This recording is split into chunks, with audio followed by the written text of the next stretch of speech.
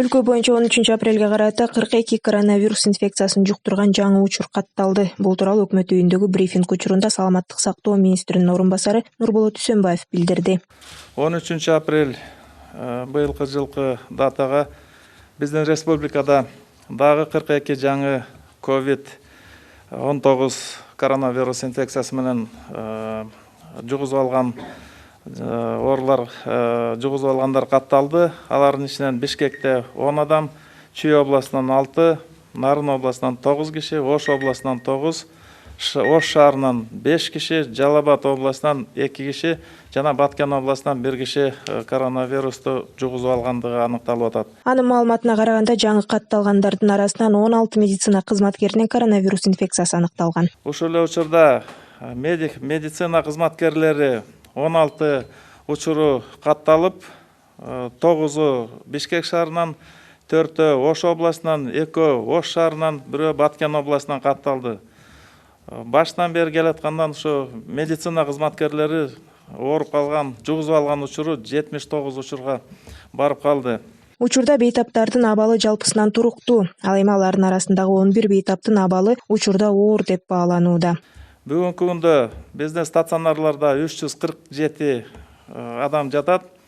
Оор акыбал менен 11, реанимацияга кармалып турганы 6.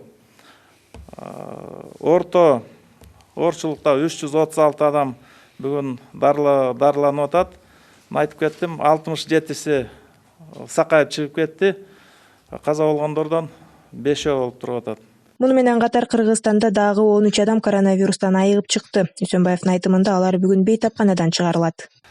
Бир сутканын ичинде стационардан 13 пациент айыгып чыгарылды. Жалпы жөнү менен республика боюнча башынан 67 пациент айыгып, сакайып, аман-эсен үйүнө чыгарылды. Президент Сооронбай Жээнбеков бүгүн 13 апрелде биринчи вице-премьер-министр республикалык ыкчам штабтын жетекчиси Кубатбек Бороновду кабыл алды. Жолугушууда азыркы кырдаал, коронавирус инфекциясынын өлкө аймагына мындан ары жайылышына жол бербөө жана анын кесепеттерин жокко чыгаруу боюнча көрүлүп жаткан чаралар талкууланды. Кубатбек Боронов көрүлүп жаткан ыкчам чаралар жана кыска мөөнөттүү иш-аракеттер планы жөнүндө толук маалымат берди. Ошондой эле Боронов президентке айрым шаарларда жана райондордо өзгөчө кырдаал жана өзгөчө абал режимдерин узартуу мүмкүнчүлүгүн кароо жөнүндө сунуш берилгенин өкмөт үйүндөгү маалымат жыйында билдирди. Бүгүн ошол биринчи указ менен киргизилген өзгөчө абалдын акыркы күндөрү келип калды. Ошого байланыштуу биз бүгүн көптөгөн адистердин, медициналык адистердин анализдери, алардын берген сунуштарынын негизинде штабтын чечими менен өлкөбүздүн президенти урматтуу Сооронбай Шариповичке сунушубузду бердик. Биздин сунушубуз боюнча өзгөчө кырдаал, өзгөчө абал режимин мындан ары дагы узартуу маселеси турат. Өлкөдө өзгөчө абал режимин өзгөртүү сунушу айтылгандан кийин социалдык тармакта кызуу талкуу жаралды. Айрым колдонуучулар мындай сунушту колдосо каршы болгондор дагы чыкты.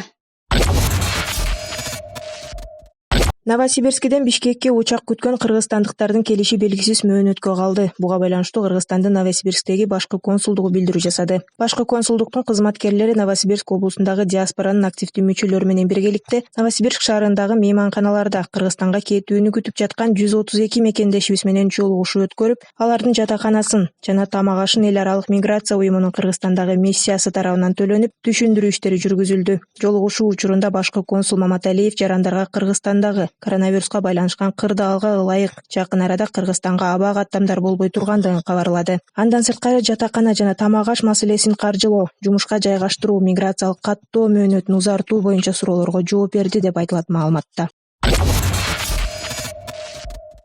Депутат Дастан Бекешев дарыгерлерди коргоо жөнүндө токтом долбоорун сунуш кылды. Токтомдун долбоору медицина кызматкерлерине басым жөнүндө деп аталат. Анын демилгечиси Бекешевдин билдиргени боюнча бул токтом коронавируска каршы күрөшүп жаткан медицина кызматкерлерин колдоо үчүн зарыл. Дарыгерлер вирусту иш үстүндө эмес, өзүнчө жугузуп алышты деген маалымат айтылды.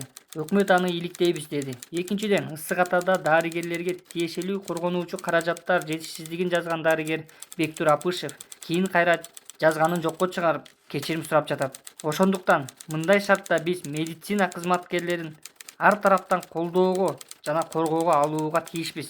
Ал арада өкмөт үйүндө өтүп жаткан брифингде биринчи вице-премьер-министр Кубатбек Боронов жалпы медицина кызматкерлеринен кечирим сурады. Анын айтуусуна караганда, мындан мурда өткөн брифингде медиктердин оорусу боюнча айтылган маалыматты айрым медицина кызматкерлери өзүнүн дарегине кабыл алып алган. Жалпы мамлекетибиздеги медицина кызматкерлеринен мен официалдуу түрдө кечирим сураганга даярмын, кечирим сурайм.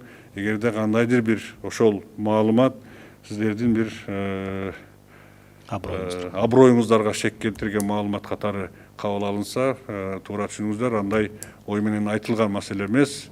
Медициналык кызматкерлерге биз колдоо, жардамды ар дайым көрсөтөбүз, көрүп турабыз. Штабтын башчысы катары мен алар менен тыгыз байланышта иштеп, алардын канчалык деңгээлде эрдик менен иштеп жатканын мен түшүнүү менен кабыл алып, мен ошону өз көзүм менен көрүп жатамын. Ошондуктан дагы бир рет, эгерде туура эмес кабыл алынып калса, туура эмес түшүнсөңүздөр, мен кечирим сураймын. Эске салсак, коомчулукта айтылып жаткан пикирлер дарыгерлердин кайрылуусунан соң жаралган. Дарыгерлер алардын аброюна шек келген сөздөр айтылып жатканын айтып, нааразы болушкан.